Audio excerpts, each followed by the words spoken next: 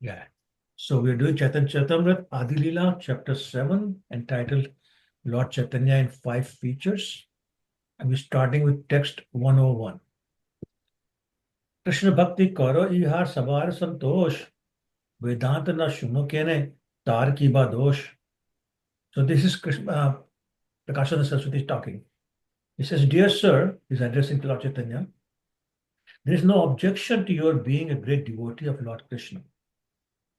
Everyone is satisfied with this. But why do you avoid discussion on the Vedanta Sutra? What is the fault in it? So that's an appropriate question, right?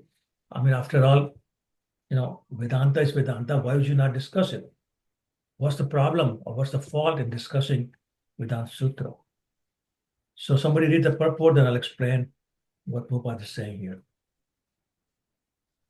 I can read, Prabhuji. Go ahead, Prabhu Rajan Prabhu. Srila Bhaktisiddhanta Saraswati Thakur comments on this in this connection. Mayavadi sannyasis accept that a commentary by Sri Shankaracharya, known as Sharika Bhashya, gives the real meaning of the Vedanta Sutra. In other words, Mayavadi sannyasis accept the meanings expressed in the explanations of the Vedanta Sutra by Shankaracharya, which are based on monoism.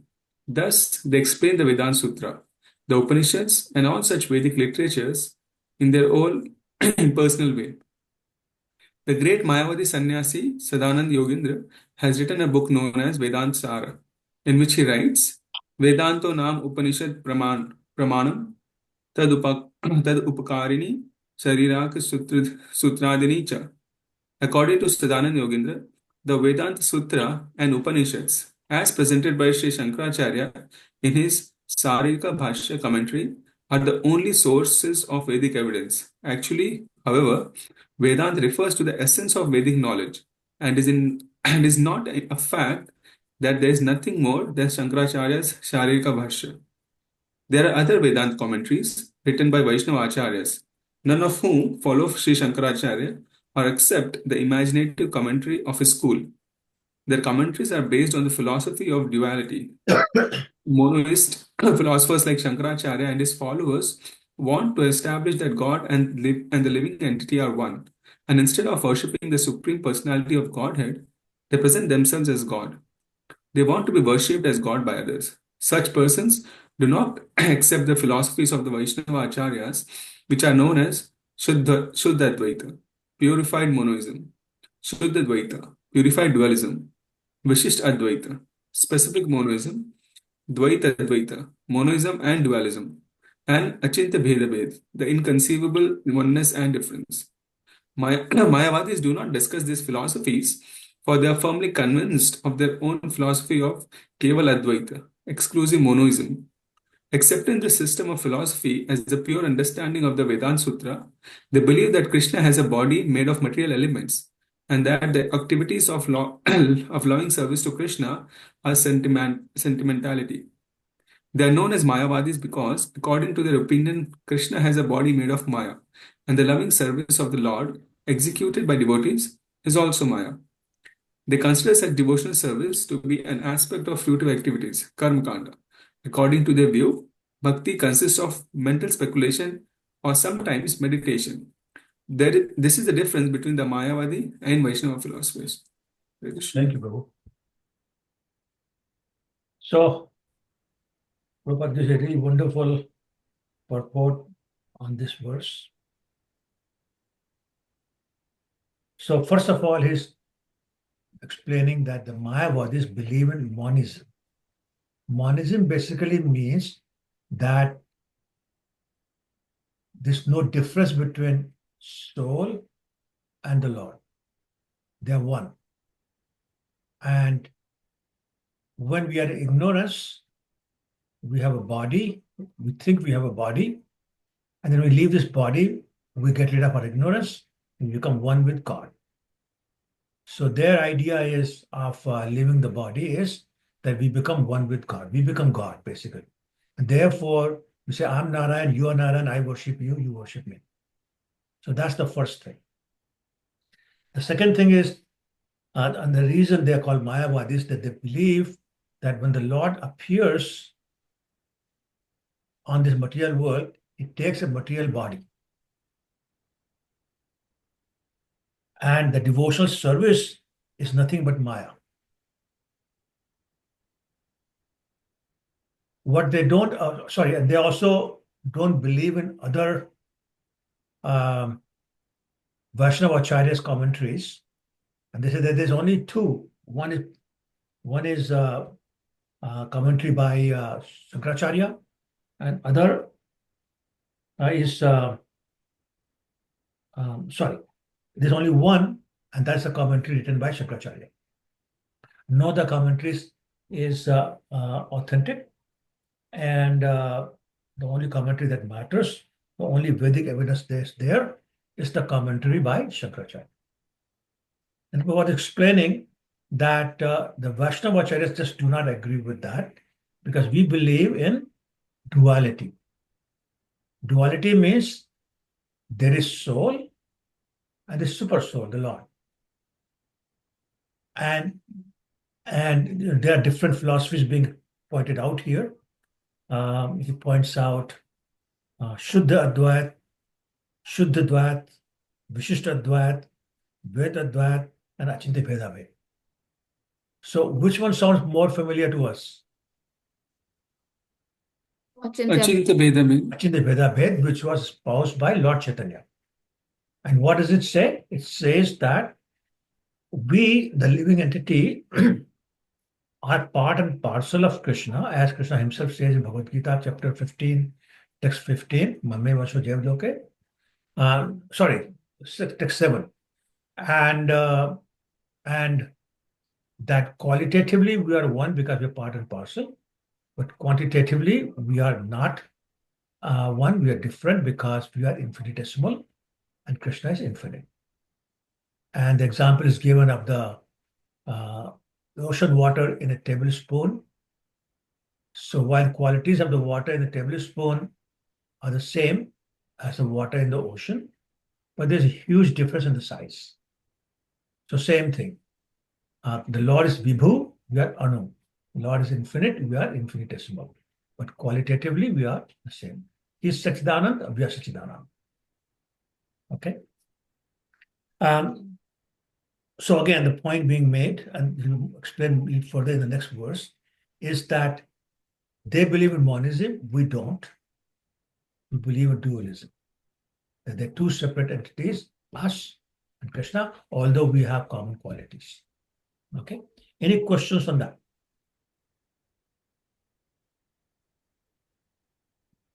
Okay? Then we move on to 102. Et shuni hasi prabhu bolila vachan dukhe na manahu jadi kari nivedan. After hearing the Mayavadi sannyasis speak in that way, Lord Chaitanya smiled slightly and said, "My dear sirs, if you don't mind, how humble, if you don't mind, I can say something to you regarding Vedanta philosophy." So he's saying, if you don't mind, give me permission. Like this is Lord himself talking to these people who are spreading nonsense philosophy, being so humble. So if you don't mind, I can say something. So again, there's a wonderful purport here. Who would like to read the first paragraph? Please go ahead. The Mayavadi sannyasis, appreciating Lord Chaitanya Mahaprabhu, inquired from him why he did not discuss Vedanta philosophy. Actually, however, the entire system of Vaishnava activities is based on Vedanta philosophy. Vaishnavas do not neglect Vedanta, but they do not care to understand Vedanta on the basis of the Sarkraka Bhasa. Sharirak Bhasi. Sharirak Bhasya commentary. Therefore, to clarify the situation, Lord Chaitanya Mahaprabhu, with the permission of the Mayavadi sannyasis, wanted to speak regarding Vedanta philosophy. Hare Krishna. So, Prabhupada is making the point that let us understand that nobody came and concocted the devotional philosophy of devotional service. This is very much based upon Vedanta Sutra. Who wrote Vedanta Sutra? Shankaracharya. Sorry? Shankaracharya? No, Vedavyas. Vedavyas. Vedanta. And who's Vedavyas? He's the Incarnation of Lord Krishna. Incarnation of Krishna. So therefore, whatever he says would be authentic and not something that's made up. So any commentary based on, the Vaishnavas also base their philosophy on Vedanta Sutra, except it's a different interpretation. If you recall the conversation between Lord Chaitanya and Sarvabhauma Bhattacharya, Lord Chaitanya listened to Sarvabhauma Bhattacharya for 7 days without saying a word. And actually that got Sarvabhauma Bhattacharya worried. He says, do you understand anything I'm saying? And Lord Chaitanya said, I understand everything you're saying, but I don't agree with it. And then he spoke and basically,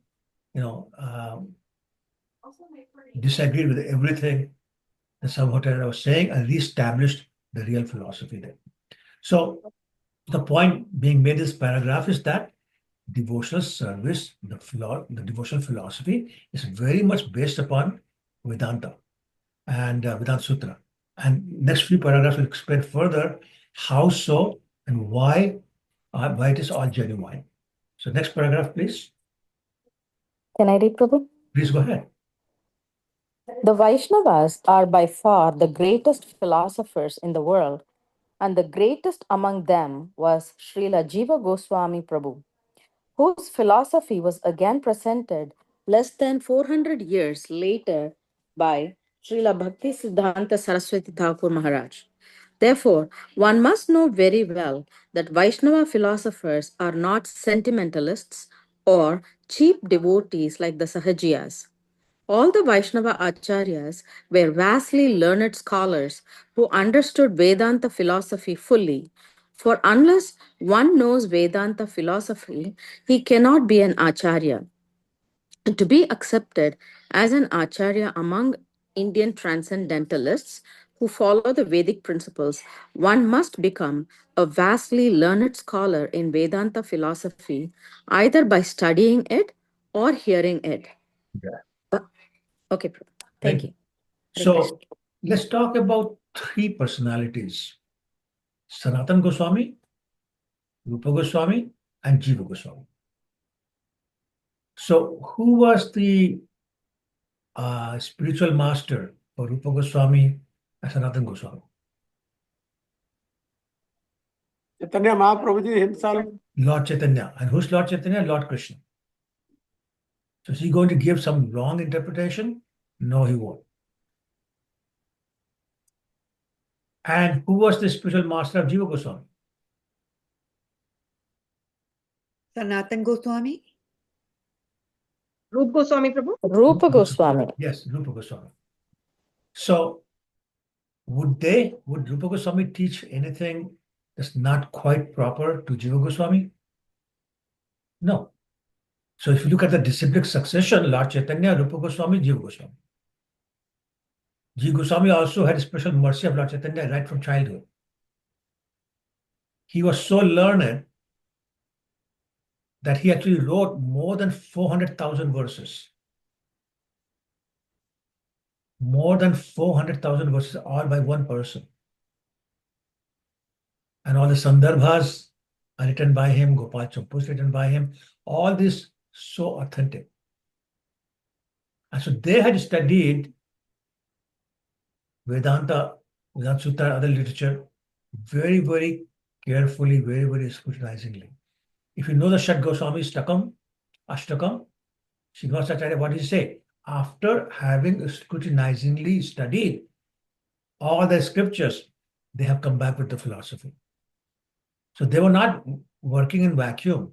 They were not concocting anything. Everything they said was based on the Vedanta philosophy. They were very well learned and very well studied Vedanta philosophy. It's just that their interpretation was not misinterpretation. Like Shankaracharya did, of course, upon the orders of the Lord himself, or certain circumstances were there at that time, because of which he did that. But then Lord Chaitanya appeared and there were different philosophy, different interpretation of the Vedanta philosophy. Let's continue. The whole purport continues on the same point. Somebody wants to read the next paragraph?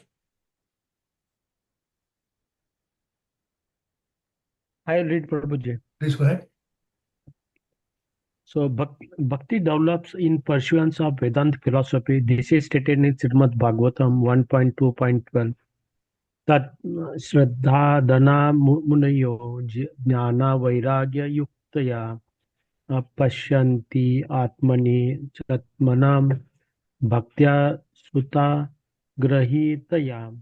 The word Bhaktya Sruta Grahitaya in this verse are very important, for they indicate the bhakti must be based on the philosophy of Upanishad and Vedanta Sutra. Srila Rupa Goswami said, Shruti Smriti Puranadi Pancharatra Vidhim Vina Aikantiki Harer Bhaktir Utpatya Eva Kalpate. Devotional service performed without reference to the Vedas, Puranas, Pancharathas, etc. must be considered sentimentalism, and it causes nothing but disturbance to the society. There are different grades of Vaishnava, Kanishta Adhikari, Madhyama Adhikari, Uttama Adhikari. But to be a Madhyama Adhikari preacher, one must be a learned scholar in Vedanta Sutra and other Vedic literature, because when Bhakti Yoga develops on the basis of Vedanta philosophy, it is a factual and steady. In this connection, we may quote the translation and purport of the verse mentioned in a Bhagavad Gita 1.2.12. Okay, so Do you want me actually, to continue? no, but wait, hold on. Okay. So the next part is actually the translation of 1.2.12 and the purport. So we read that also, but let's finish this part first. Okay, translation. So first sentence is very important. Bhakti develops in pursuance of Vedanta philosophy.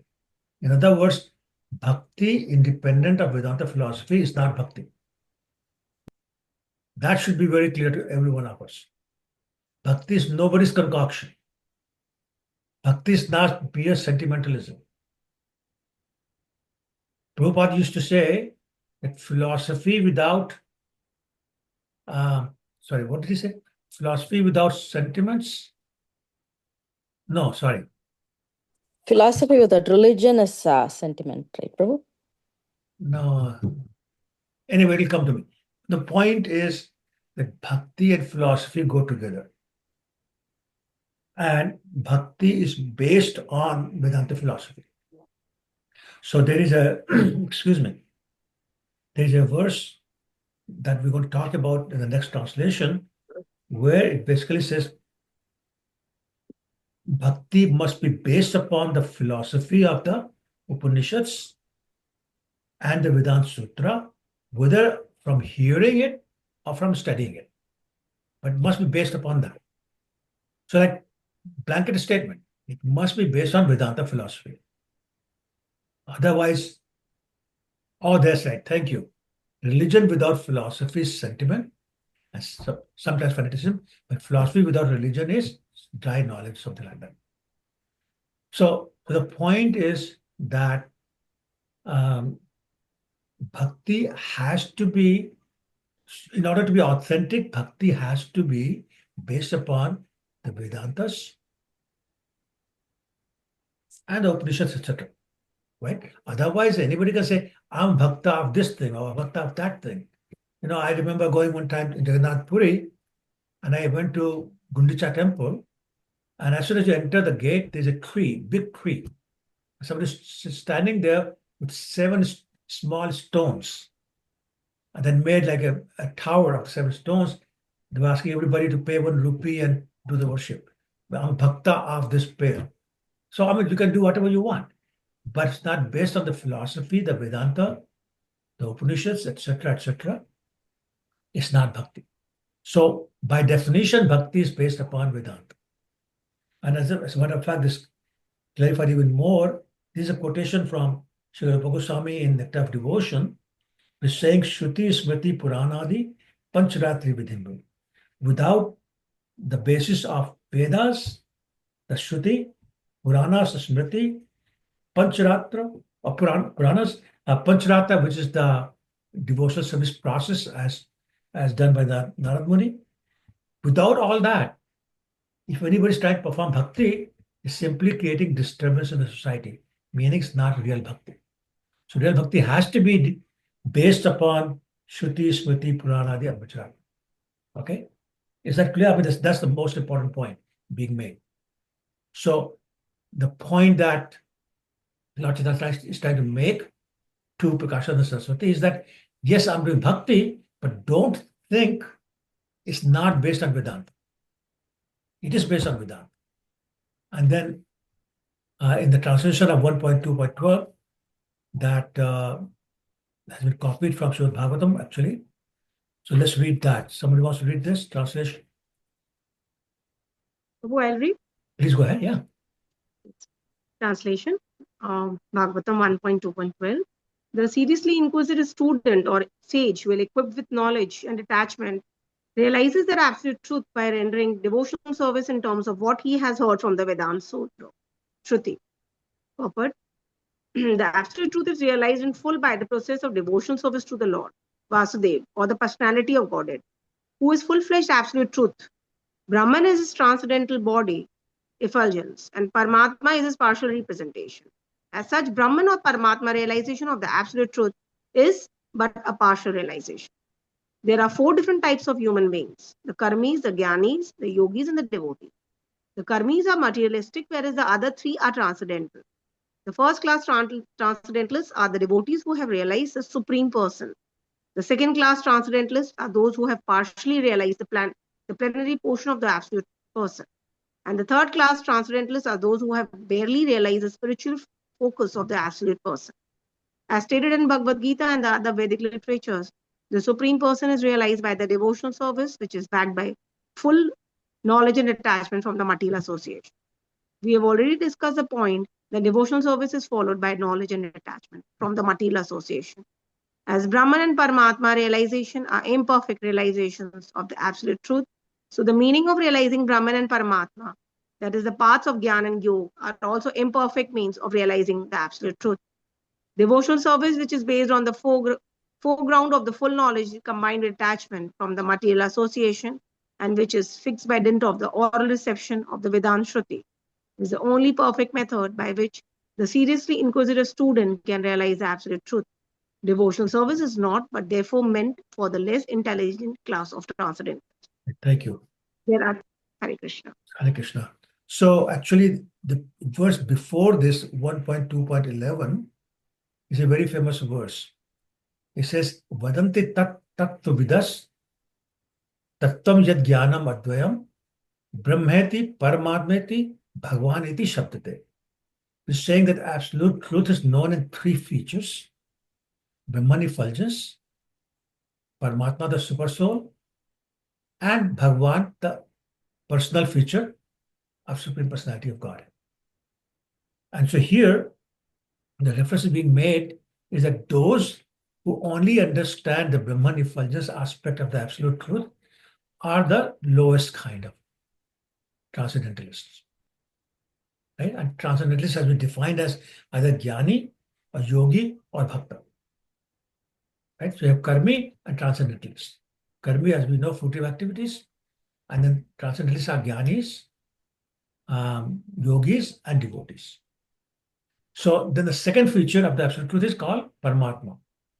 The yogis, sorry, I should come back.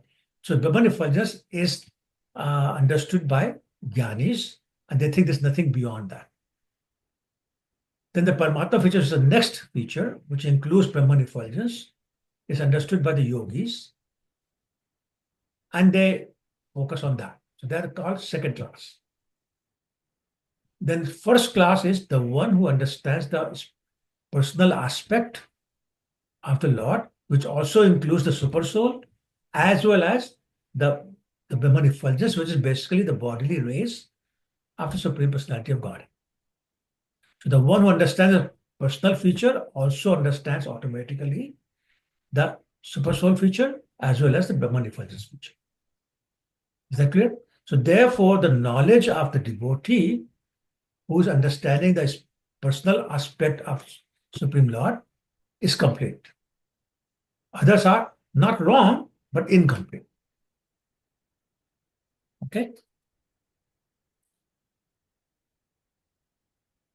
So therefore, Prabhupada is saying that therefore Jnana and Yoga are imperfect means of realizing absolute truth because they're not complete.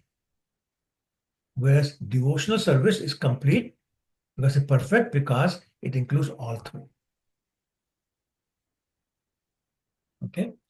And then last line I really like says devotional service not therefore meant for the less intelligent class of transcendentalists. So the other two are called less intelligent than the devotees who are transcendentalist souls. Any questions on that? Hare Krishna, Prabhu. Hare Krishna, Usha. I have a question. Bolo. So summarizingly, that if we don't study the Vedantas, just like studying, and bhakti is the practical approach. So we cannot do the practice or practicum if we don't know the theory, right? When we know the theory, when we know the Vedantas according to the, then we can only practice bhakti. And without doing the theory, without reading, without studying the theory, we're just, if we are doing only practicum, it's less knowledgeable. It's just like tota is rat rahe hain aur kaam kar rahe hain, right? Well, so actually I don't agree.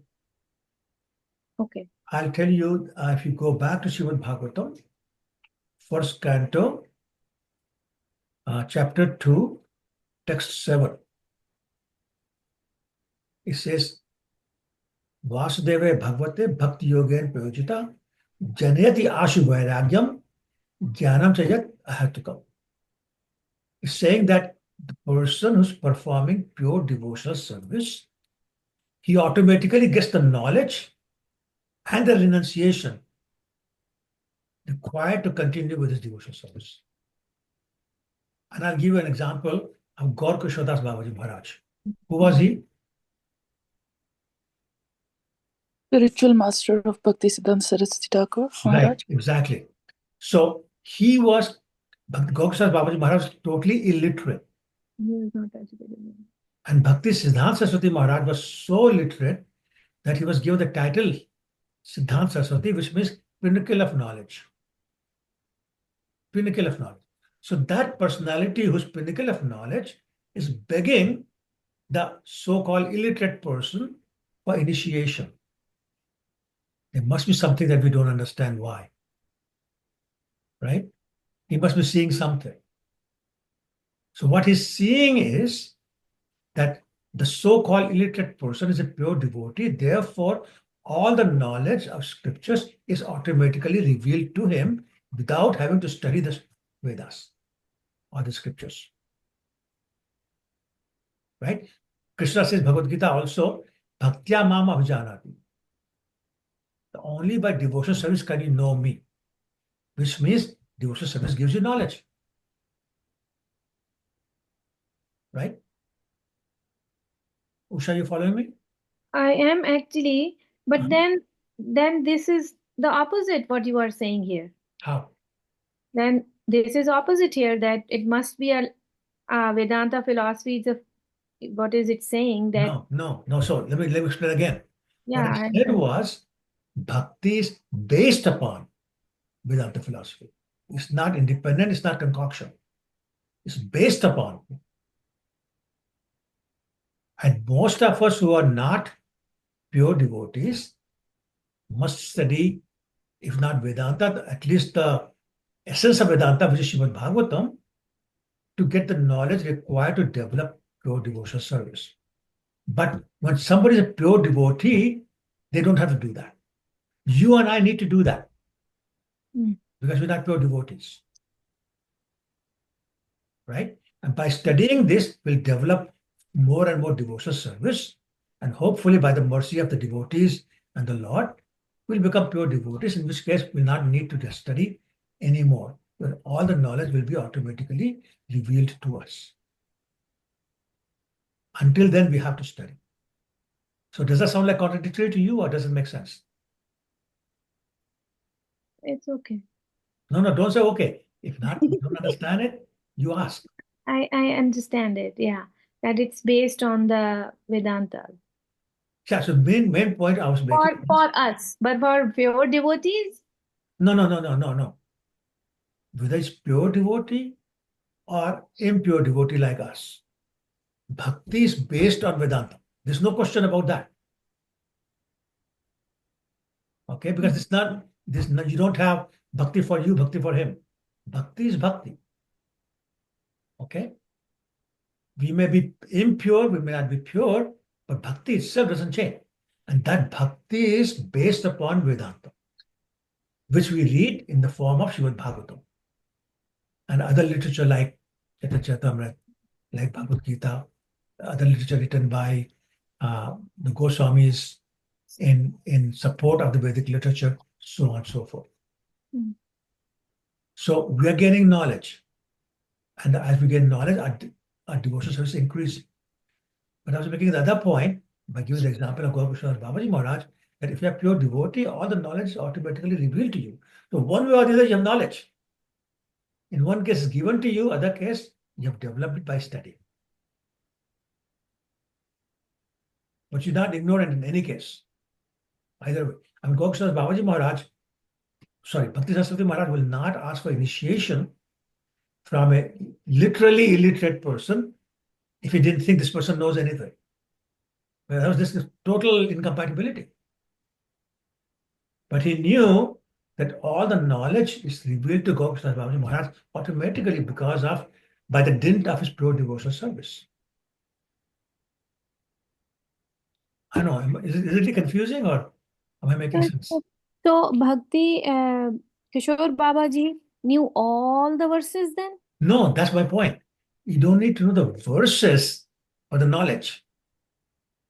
But he had knowledge of Lord. The knowledge of He is the what those Supreme verses Personality. mean. The knowledge of who is Krishna. He had the knowledge of what serving Krishna means. He had the knowledge of how to serve Krishna.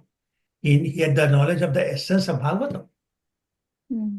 Right? But by memorizing verses, nobody becomes bhakta. Hmm. As a matter of fact, Krishna says very clearly that you cannot impress me by your scholastic knowledge. Just because you memorize 700 verses and 18,000 verses of Bhagavatam doesn't mean you become a devotee. Okay? Prabhuji, Pallavi Mataji. I can think of an example, correct me if I'm wrong, whether that fits into the same thing, like where Krishna sends Uddhava to the gopis. Does it fit into the same category or no? Where Krishna says what? Sends Uddhava to the gopis to... See, very good example. Thank you. Now, Uddhava was a very close friend and cousin of Lord Krishna. He was so intelligent that Lord Krishna would actually go to him for advice. The Supreme Personality of Godhead going to somebody for advice, then imagine what a special person he would be. But he did not understand pure devotional service. He had jnana, but he didn't understand pure devotional service. And he did when he met the gopis. Yeah, very good example, Mataji. Thank you. Also, Prabhuji, one more example that you stated when Lakshmiji denied that these are simply village girls, and then she stays in Vaikuntha, and she cannot go to Vrindavan because she never chose that. She was refusing to surrender. Yeah, because she considered gopis as mere village Inferior to girls, me, and she yes. was like, I am. Yeah, so the knowledge was lacking, devotional service. I mean, you wouldn't say the devotional service lacking, but it's a different kind of devotional service. Right? There's a difference between the devotional service of, but the Lakshmi is pure devotee. After all, she's an expansion of Radharani. So the mood is different, but purity is there. But it's a different mood. That mood is complete knowledge of opulence of the Lord.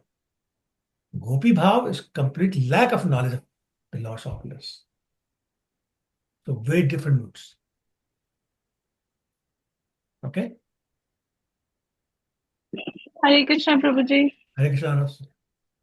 Also, that Brahman Prabhuji who didn't know how to read and he was looking at the Yes. picture of Arjuna and Krishna. Yes. Yes, in Srirangam, Lord Chaitanya met this Brahman, was totally illiterate. but he used to read or try to read Bhagavad Gita every day. People used to laugh at him. Other way around, yeah. Lord Chaitanya met him, asked him, what's going on? He said, I can't read. So people are laughing at me. Lord Chaitanya said, if you can't read, then why are you crying? He said, I only look at the picture that the Lord has agreed to become a servant of his pure devotee. I just cry from that. And Lord Chaitanya said, you have understood the meaning of Bhagavad Gita. And that's what I'm talking about. So thank you for that example. Okay? All right. Who wants to read the next paragraph? I can try, Prabhuji. Please go ahead. There are three classes of devotees, namely first, second, and third class. The third class devotees are neophytes who have no knowledge and are not detached from the material association, but who are simply attracted by the preliminary process of worship the deity in the temple, are called material devotees.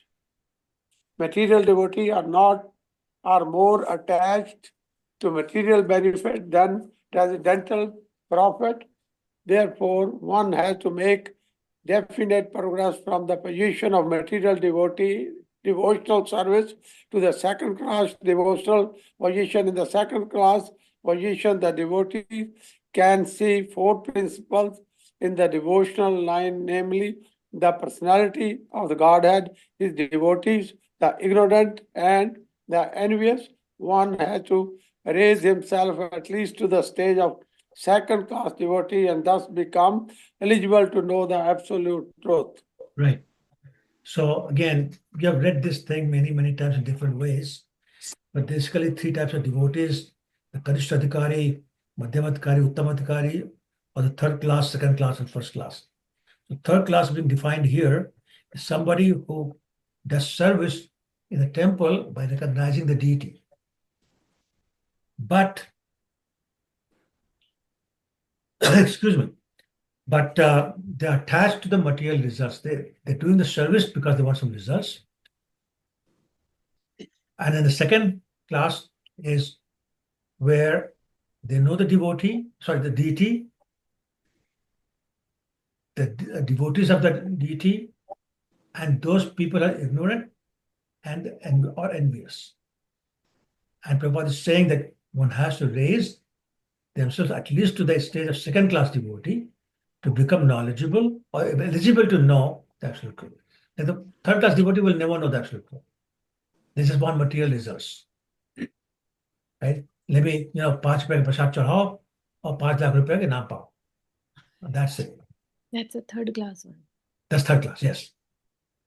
Okay. What does this mean here, Prabhu? The one has to raise himself at least to stage. Oh, sorry. The devotee can see four principles, which are the four principles in the devotional line, and namely the personality of Godhead, his devotees, the ignorant and envious. What is it? Ignorant So and they say the four things. One is the deity, the supreme person of Godhead. So second class devotee understands that this is deity, this is God. Yeah. Okay. They also understand who's a devotee, who's not a devotee. Mm. Right? So the second. And they treat them properly. Then they're saying the two other types of devotees, or the non-devotees, one is ignorant or innocent. They just don't know anything. And the third, the last kind is envious, that they're actually envious of the God, of the Lord. They're envious of Krishna. They're envious of devotees. So the reason is being pointed out is a second class devotee knows to not deal with the envious. Oh, okay. Okay? But they deal with the other three. So this is like somebody comes to the temple and you say, at the first time, okay, and you talk to them and you find they are innocent, then try to preach to them. If they're talking about against Krishna, against scriptures and all sorts of nonsense, they say, okay, Hare Krishna, nice to meet you. Please have some prasadam. And you walk away because you don't want to deal with them. Right? Not entangled with their arguments. Make sense? Sorry? Okay? So what are we? What is third class ke second class? Mataji, you are first class. No. Prabhu. I am third class. Reverse. Third class or I don't know, second class. I don't know. Now, I think most of us come in the category of second class. Yeah, not third class. I know. Not at least third class. Okay, so let's read the more definition. Who wants to read the next paragraph? I can read, continue, Prabhuji. Can I? Let somebody else do it. I can Okay. do it. I can do it. Yeah, please go ahead. A third class devotee, therefore, has to receive the instruction of devotional service from the authoritative source of Bhagavad and Bhagavat. The number of Bhagavat is the established personality of devotee, and the other Bhagavata is the message of Godhead. The third class devotee, therefore, has to go to the personality of devotee in order to learn the instructions of devotional service. Such a personality of devotee is not a professional man who earns his livelihood by the business of the Bhagavatam. Such a devotee must be representative of Sukdev Goswami, like Sutta Goswami, and must preach the cult of devotional service for all-round benefit for all people. A neophyte devotee has very little taste for hearing from the authorities. Such a neophyte devotee makes a show of hearing from the professional men to satisfy his senses. This sort of hearing and chanting has spoiled the whole thing. So one should be very careful about the faulty process. The holy message of Godhead, as included in the Bhagavad Gita or in the Srimad Bhagavatam, are undoubtedly transcendental subjects. But even though they are so, such transcendental matters are not to be received from the professional men, who spoils them as the serpent spoils milk simply by a touch of his tongue. Right. So very good point. So see, the reference is being made here of these professional Bhagavatam speakers. So they do Bhagavatam Saptah. They charge a lot of money. And half the time they're singing songs with nice music. They're good singers that attracts people. So people go and enjoy the singing and say, bahut badhiya, maza aaya. Very nice. But there's hardly any substance. Their character is very doubtful. And we know of some people, I'm sure, who adopt these very professional speakers who are now in jail for all sorts of criminal activities. So Prabhupada is saying, when you hear Srimad Bhagavatam, which is pure, the messages in Bhagavatam are messages about Krishna, which is pure. But when that pure message from pure book about the pure person, personality I should say, is heard from a third class devotee or what you call a professional speaker who's not a devotee, then is spoiled just like the milk touched by the lips of a serpent is spoiled. It is considered very healthy food, but the serpent touches it, it becomes poison. If you drink it, you die. Similarly, by hearing it from these professional speakers, our spirituality dies. It's not increasing, improving, getting better, getting closer to Krishna. It has the opposite effect. So basically, Prabhupada is saying, stay away from them. Okay? So we have to find somebody who's a pure devotee, a first-class devotee, to hear the message of Bhagavad Gita, Srimad Bhagavatam, etc. So now the question can be, Prabhuji, I'm hearing from you. And you are worse than third-class devotee. Then we are drinking poison? Yes and no. No. If I am repeating what Srila Prabhupada has said, then by dint of repeating what he has said, even though I may not be pure devotee, the message is pure. If I start saying something that's against what Srila Prabhupada has spoken or independent of, then bad luck to you because it's all poison. So that is why your duty as the listener in this call is to make sure I'm saying only what Prabhupada said. The second I deviate, you need to stop and say, what's going on? Okay? And that's the message of this paragraph. It's very important we know who we're listening from. Okay?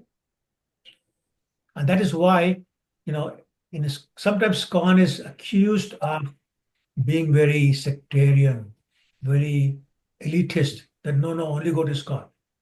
But there's a good reason for that. In other places, other temples, even when they're talking about Krishna, even they're talking about Bhagavatam, they mix it with other stuff. So the purity of the message gets lost. And therefore, we will get confused if we keep listening to other people. Prabhupada said, first listen to me, first read all my books. Once you become expert on that, you want to listen to somebody else, no problem. But until then, just stick to my books. Okay, everybody with me on that? Yes, Prabhuji. Okay, all right. Next paragraph. Hare Krishna, Prabhu. Venkat Prabhu, Hare I Krishna. have a question. Is it okay to Go ask ahead, now? please, go ahead. And also one comment. Sure. So, when you mentioned that you belong to the third class devotee, this is what I was thinking in my mind. All all first class devotees think they are third class. No. That was a comment, Prabhu. Okay. And question is, when you said we have to discriminate to hear from, discriminate whom we are hearing from. So we won't be committing any offense there, oh, I want to hear from only a first class pure devotee. So how do we cross that line, or how do we Yeah, not I'm glad cross? you asked that question. So I was talking about people in ISKCON versus not in ISKCON. And especially, what you call the Hindu temples where you have all the gods are there. Lakshmi ji is there, Narayan is there, Saraswati ji is there, Parvati ji is there, Shiv ji is there, other demigods are there, Ramchandra ji is there. Like there's no focus. In that place, you can know that you'll not hear the pure message because everybody's God. Right? So that's what I meant. Now, if you're talking about within ISKCON, then it would be an offense to say, oh, Rupanuga doesn't know much, so I'm not going to go to his class. But, let's say Katwanga Prabhu knows everything, so I'll go to his class. That would be an offense. Because as long as Rupanuga is also repeating only what Rupada said, my method may not be good, I may not be attractive in terms of my speech, etc., but that should not be a reason for you to not attend my class. And that happens a lot within ISKCON. My Guru Maharaj, Gopal Krishna Maharaj, used to make that point quite often. Don't look at who's giving the Bhagavatam class in the morning. You go to all of them because they're all giving you the message of Prabhupada. And discriminating there is an offense. But discriminating outside, depending upon where you're going, it's not an offense. Thank you, Prabhu. Understood. Sure. Okay. Venkat Prabhu, you were asking something. Prabhu, I'm just saying I can read. Oh, go ahead. Yeah, go ahead. Prabhu, I have a question. Okay, Usha, go ahead.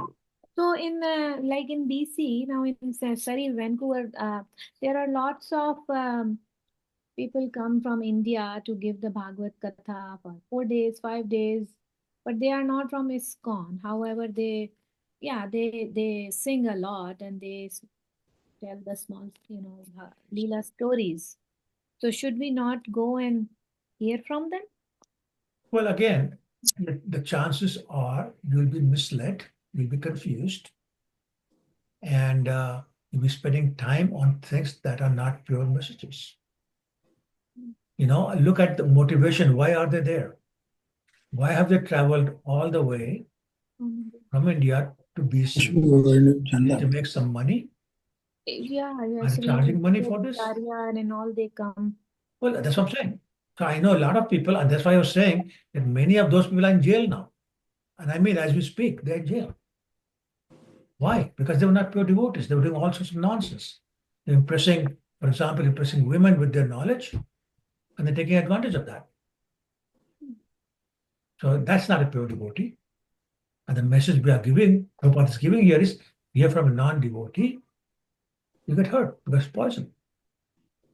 Same name of, you can say, well, it's Krishna's name. Yeah, but, you know, they say that the voice or the words of a speaker is like a car that's delivering the passenger, which is the consciousness of the speaker. The car can come near your ear, but what goes in your ear is the passenger. That's the consciousness. So regardless of what words are coming, the consciousness is polluted, you'll become polluted. So why take that chance? But some devotees, like he's a pure devotee, like Lal Govind Das. He gives lots of kathas, and I think he belongs to ISKCON.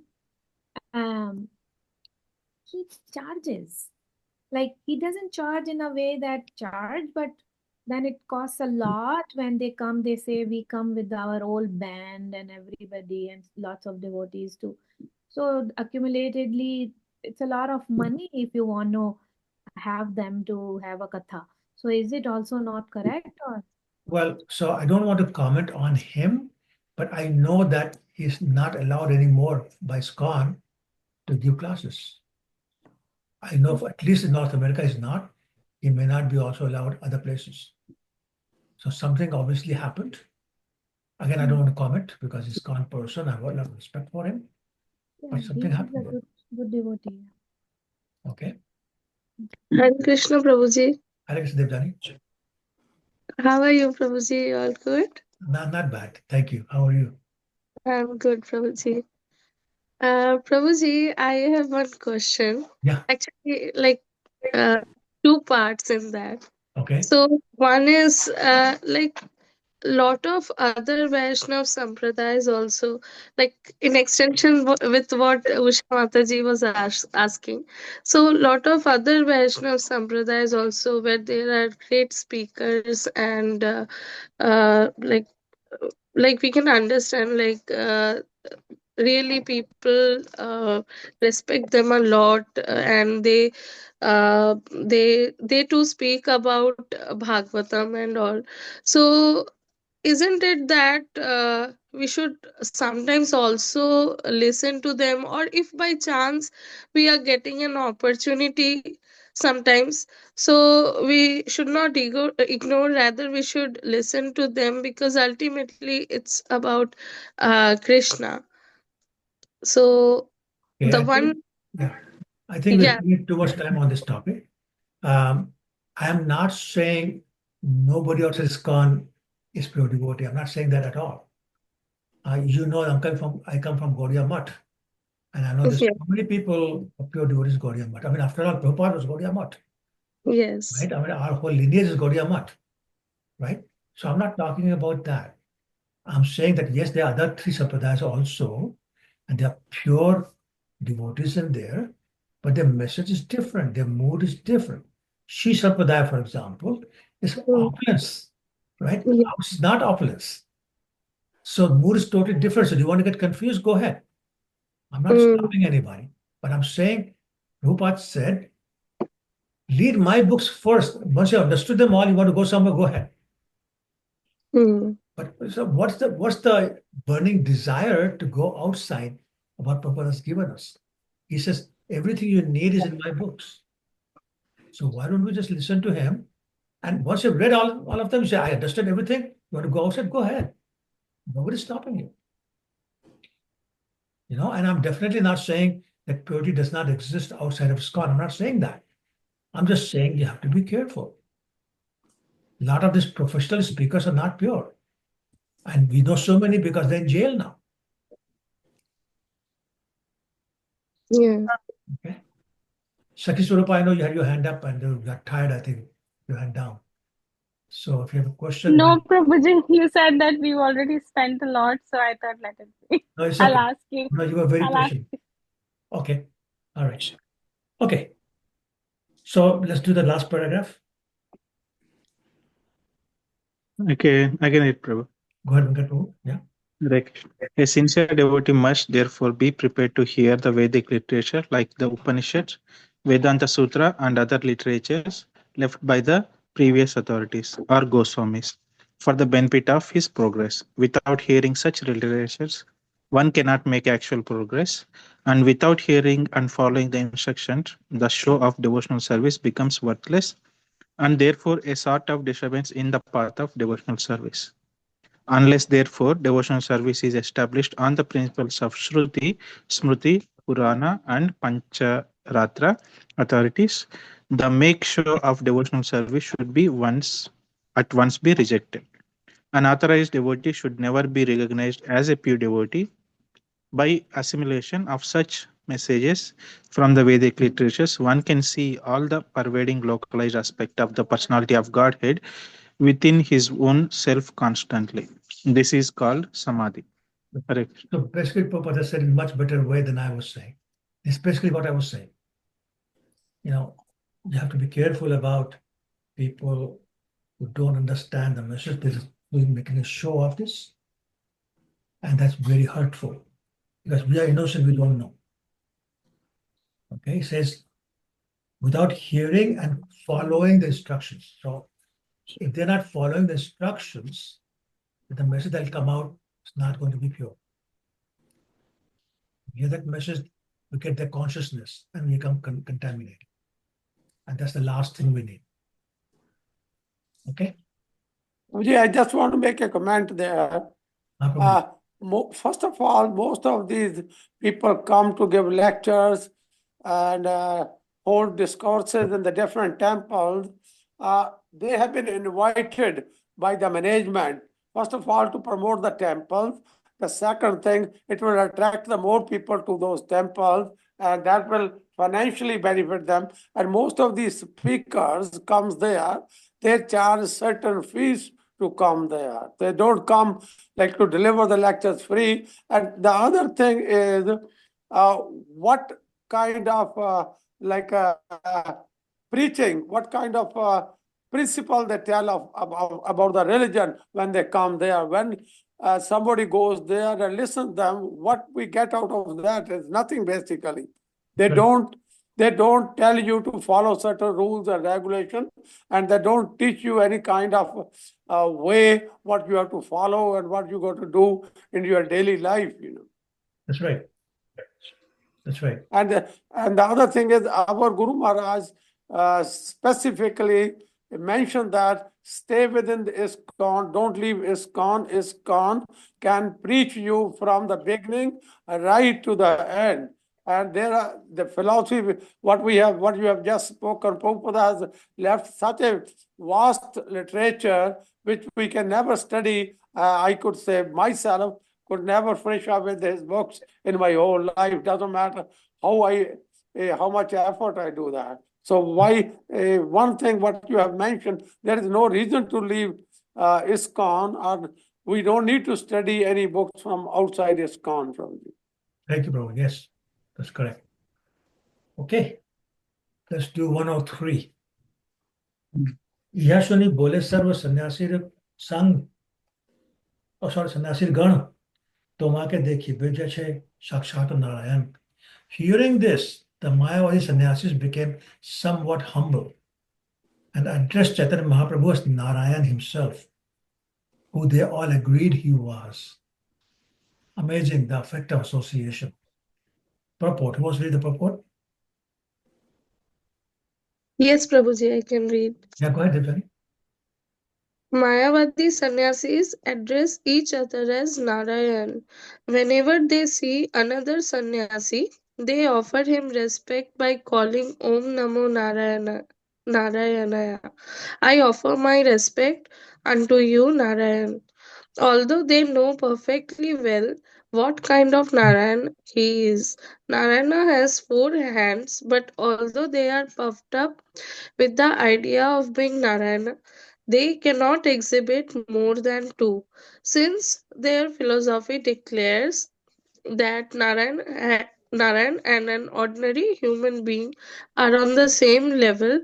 They sometimes use the term Daridra Narayan, poor Narayan, which was invented by a so-called Swami who did not know anything about Vedanta philosophy. Therefore, although all these Mayavadi sannyasis who called themselves Narayan were actually unaware of the position of Narayan due to their austerities, Lord Chaitanya Mahaprabhu enabled them to understand him to be Narayana himself. Lord Chaitanya is certainly the supreme personality of Godhead Narayana, appearing as a devotee of Narayana, and thus the Mayavadi sannyasis understanding that he was directly Narayana himself, whereas they were false, puffed up Narayanas, spoke to him as follows. Yeah. Now, so I mean, here when they're calling him or addressing Lord Chaitanya as Narayan himself, now they're not talking the same way they talk to each other. So they call it, but here now they understand, no. Actually, there is a difference between what they call Narayan and real Narayan. This is real Narayan. So let's see what the next paragraph says. The next verse says, तुम्हार वचन सुनी जुड़ाए श्रवण, तुम्हार माधुरी देखी जुड़ाए नयन. Dear Chaitanya Mahaprabhu, they said, to tell you the truth, we're greatly pleased to hear your words. Furthermore, your bodily features are so pleasing that we feel extraordinary satisfaction in seeing you. So let's read the purport, then we explain the translation. Hare Krishna Prabhuji. Dandavat Pranam. Yusha Prabhu, Hare Krishna, go ahead. Thank you, Prabhuji. Purport by Srila Prabhupada. In the Shastras it is said, Atha Shri Krishna Nama Adina Bhaved Graham Indriya Sevan Mukhi Jivadu Swayam Eva Spurate Ada. With one's materially contaminated senses, one cannot understand the Supreme Personality of Godhead or his name, form, qualities, or paraphernalia. But if one renders service unto him, the Lord reveals himself. Bhakti Rasa Ramrit Sindhu 1 to 234. Here one can see the effect of the Mayavadi sannyasi service toward Narayana. Because the Mayavadis offered a little respect to Sri Chaitanya Mahaprabhu, and because they were pious and actually followed the austere rules and regulations of sannyas, they had some understanding of Vedanta philosophy. And by the grace of Lord Chaitanya Mahaprabhu, they could appreciate that he was none other than the Supreme Personality of Godhead, who is endowed with all 6 opulences. One of these opulences is his beauty. By his extraordinary beautiful bodily features, the Mayavadi sannyasis recognized Sri Chaitanya Mahaprabhu as Narayana himself. He was not a farcical Narayan like the Daridra Narayans invented by so-called sannyasis. Yeah. It's so beautiful. So this verse is a very important verse, and you should all actually memorize this. Atah, therefore, Shri Krishna Namadi. Anything about the name, about Krishna, including his name, etc., like name, quality, form, pastimes, etc., we cannot grasp them with our materially contaminated senses. We can't see him, we can't hear him, we can't touch him. But once we start performing pure devotional service, what happens? Not that we become more qualified to see, but Krishna reveals himself. And the only way we can see Krishna, feel Krishna, realize Krishna is when he reveals himself. And he reveals himself to us according to the purity of our devotional service. The more pure the devotional service, the more he reveals himself. This is why they say the chanting, the first stage is offensive chanting. The next is called rasabhas or cleansing. Then we come to pure chanting. In pure chanting also there are stages. In the first stage of purity, the name actually starts to dance on our tongue and we develop taste for chanting them. That's the first thing. Then what happens? Krishna's form appears in front of us. That's the next stage of purity. Then what happens? The qualities of Krishna appear, and that includes the dham, the place, and then the pastimes.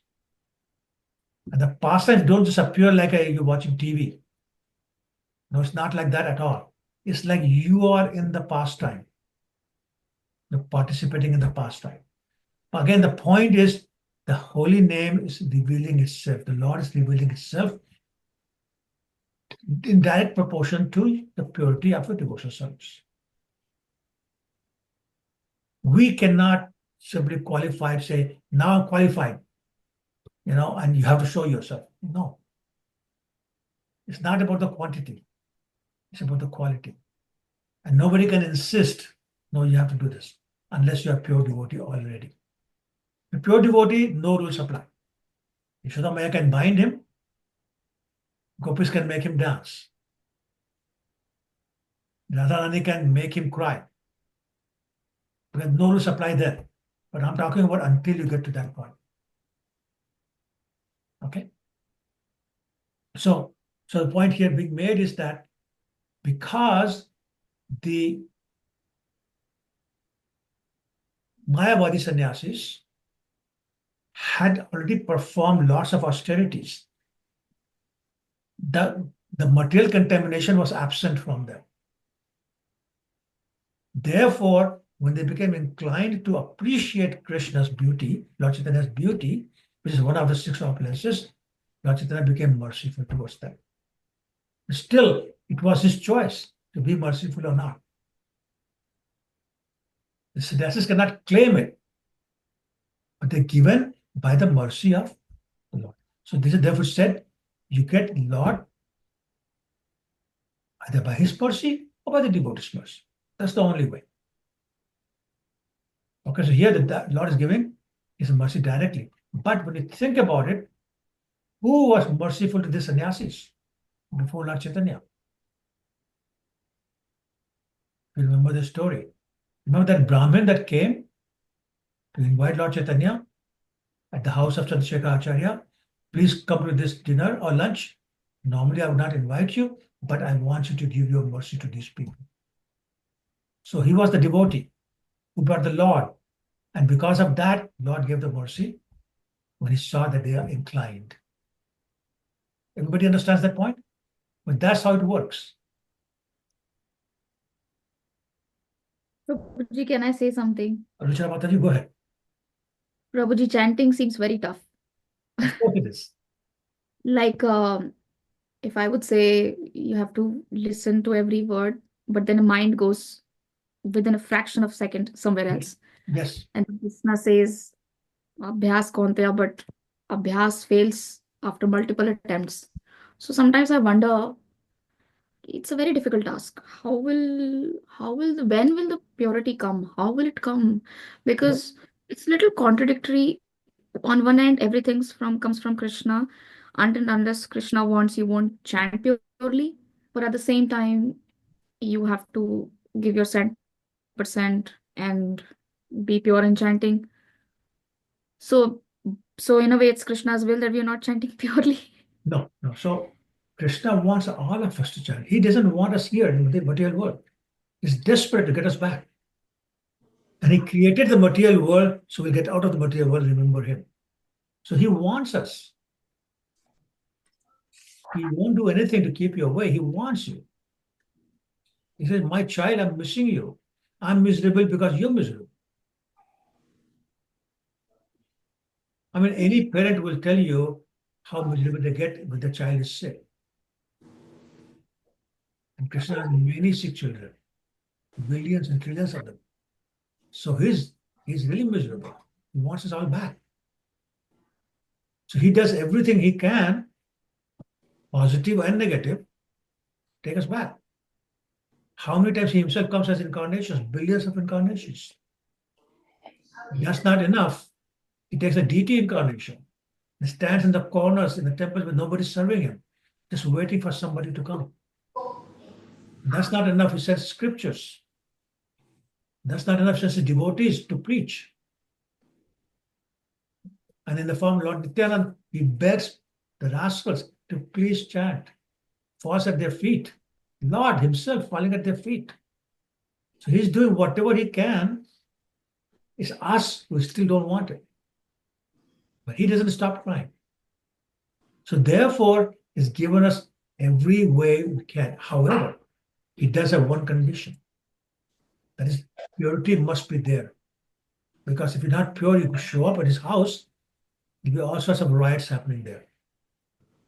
And I tell you, it's hard, at the same time, it's not hard because the reward is worth it. And I always tell everybody about a story, the story of a friend of mine. When I was studying, I was doing my master's, I had a friend, she was ranked number 2 in freestyle swimming in New Brunswick. So let me explain again. Ranked number 2 in a small province called New Brunswick. Not in all of Canada, not in all of the world, just in that small province. So one time I saw her and I said, Susan, I've not seen you in 3 months. Where are you? She says, Ravi, my life is swimming pool, my room, classroom. That's all I do. So just to become number 2 ranked, her life is dedicated to just swimming. Imagine if she wanted to be ranked number 1 in Canada, or ranked number 1 in the world, how much harder she will have to work. And just for material benefit of being ranked number 1. You're asking for Krishna. There's nothing higher than that. And you feel that you should be able to get it easily without any hard work. No work is hard enough to get it. So let's do that. Whatever it takes. Because the reward is so high. And frankly, no amount of hard work is too much to get that kind of reward, Krishna's lotus feet. And if you keep that attitude, everything will feel easy. Don't give up. Krishna doesn't want you to give up. He's testing you, but only because he wants you to pass. Shalini Mataji? You're so polite, not saying anything, just raising your hand. Yeah, I just read something from Chaitanya Charandas today, where he says that don't engineer your spiritual journey, just enter it. Yeah, that's great, great. Because if you engineer your spiritual journey, that means you are taking control, you are planning it.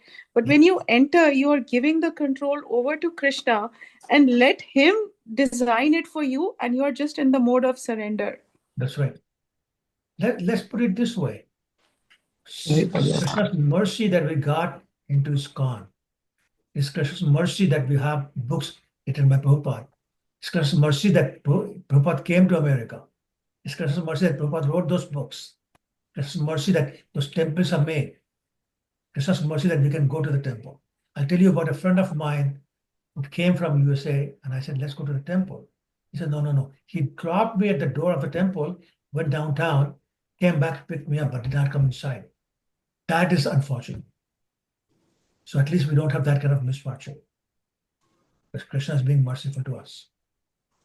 And let's never forget that. It's Krishna's mercy, we can touch Chaitanya Charitamrita. Krishna's mercy, we can go to the temple. Krishna's mercy, we can chant his name. I knew somebody who could not say Krishna. Couldn't say Krishna. Forget about chanting. The word will not come out of his mouth. How sinful. So let's not appreciate what Krishna is doing for us. He's really worried. प्रभु जी chanting करने के बाद पता लगाया हम कितने बुराई है हमें. That's good. That's good. Because So if many you bad know, things. you'll be able to correct it. फिर उससे पता लगता है कितनी चैंटिंग की जरूरत है. बिल्कुल. Exactly. Yeah. So she's such a wonderful realization. Now you understand the need for chanting. Yeah, bad. Like 16 rounds करने के बाद भी it's like कोई असर नहीं दिखता. ऐसा लगता है और करना चाहिए, but टाइम की कमी है. और Mataji, I'll tell you one thing. You just said something that's absolutely amazing. You said after 16 rounds, you want to chant more rounds, but you can't because of time. Person like me, कब खत्म होगा 16 round या कब खत्म होगा 16 round? You know, just looking at the beat, how many more to go?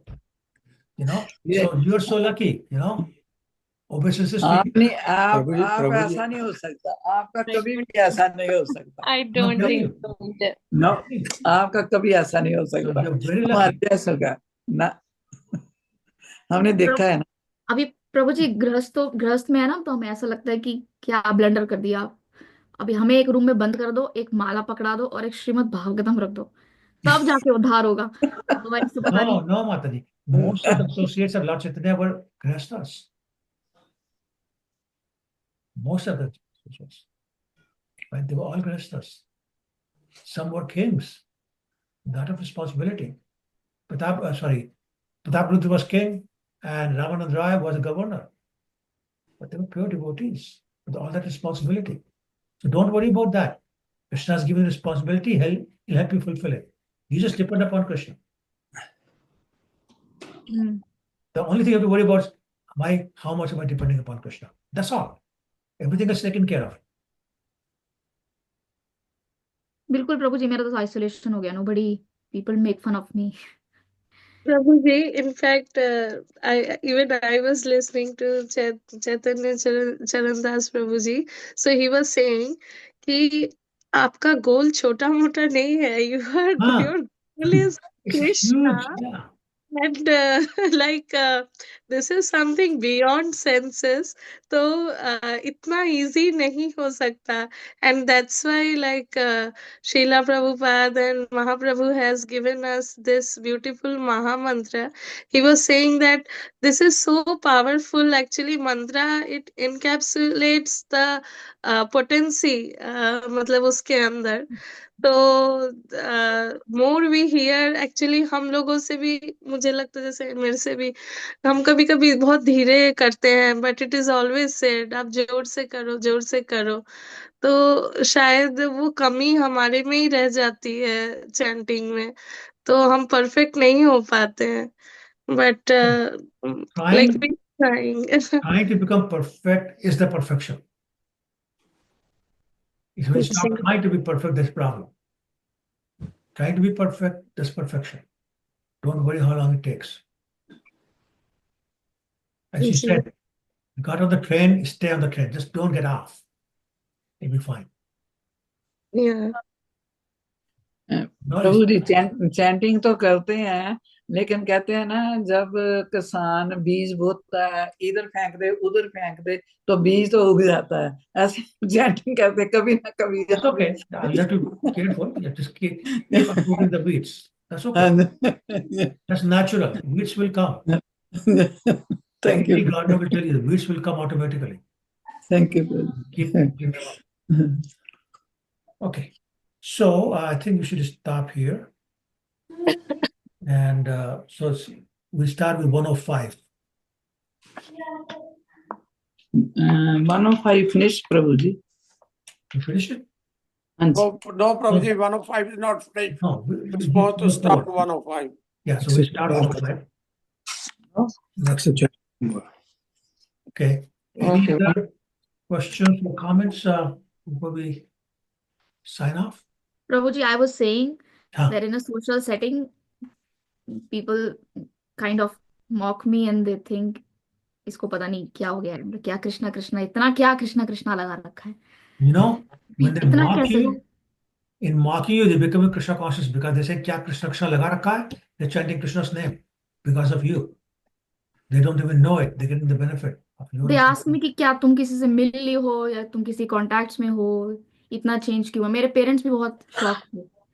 They came here and they were very shocked. My mom said मुझ पे किसी ने कुछ जादू टोना पक्का करा. But you should have said yes. It's called Krishna. That's what she said. My father also didn't say anything, but he thought कि इसका कुछ प्रॉब्लम है अभी. They didn't say it क्योंकि उनको पता है मैं हर्ट होंगी. और मैं हमारे फ्रेंड्स में भी ऐसी लगता है और मेरे हस्बैंड को भी ऐसी लगता है. बस मेरे बच्चे थोड़ा मेरे साथ कोऑपरेट करते हैं. Your बच्चे is very good. Yeah. बच्चे कोऑपरेट करते हैं, but it's very बहुत मुश्किल है, बिल्कुल आप अकेले पड़ जाते हो, आप I know, खाने I agree, especially in your situation because you don't have devotees in your town. So yes, it is. But then fortunately, Krishna has made arrangement with technology, where at least virtually you can be connected with the I'm devotees. not gonna leave chanting. छोड़ेंगे नहीं हम chanting अब कुछ भी बिल्कुल छोड़ो, बिल्कुल छोड़ो. छोड़ सकते नहीं माता जी. And Kelowna is going to have a temple very soon. I अगर think आपने पकड़ लिया तो छोड़ो कैसे. माता जी ये चीज ऐसी है, आप पकड़ लो चुंबक वाला साहब बन जाते. Kelowna में प्रभु हैं devotees. Sorry? There are devotees in Kelowna. That's what I'm saying. They actually have a center there. Yeah, we had the big Rath Yatra this Yeah, year. I know. So she's in Vernon, which is about 45 minutes from Kelowna? 40 minutes, yes. 40 minutes, okay. So yeah, you should go to Kelowna and join them. Every once in a while, maybe once a month, can start.